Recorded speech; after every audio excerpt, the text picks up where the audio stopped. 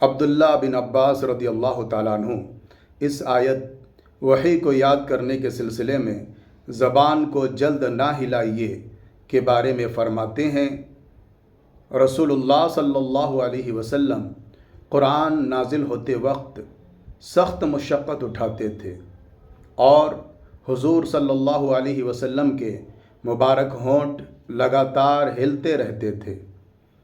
حضرت ابن عباس رضی اللہ عنہ کہتے ہیں، ایسے ہونٹ ہلا کر دکھاتا ہوں جس طرح رسول اللہ صلی اللہ علیہ وسلم اپنے ہونٹوں کو ہلایا کرتے تھے۔ اور حضرت سعید رضی اللہ عنہ کہتے ہیں، ایسے ہونٹ ہلا کر دکھاتا ہوں جس طرح عبداللہ بن عباس رضی اللہ عنہ اپنے ہونٹوں کو ہلایا کرتے تھے۔ تو انہوں نے اپنے دونوں ہونٹ ہلا کر دکھائے۔ تب اللہ تعالیٰ نے یہ آیت نازل فرمائی، اے محمد صلی اللہ علیہ وسلم، وحی کے یاد کرنے میں اپنے ہونٹوں کو زیادہ مت ہلایا کرو۔ قرآن کا تمہارے سینے میں محفوظ کر دینا اور اس کو تمہارا پڑھنا، پھر جب ہم پڑھ لیں یعنی تم پر وحی نازل ہو چکے تو اس کی پیروی کرو، یعنی اس کو سنو اور خاموش رہو۔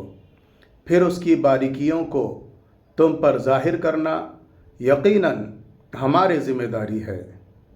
تو اس کے بعد جب کبھی جبرائیل علیہ السلام حضور صلی اللہ علیہ وسلم کے پاس آتے تو حضور صلی اللہ علیہ وسلم نہایت توجہ سے سنتے۔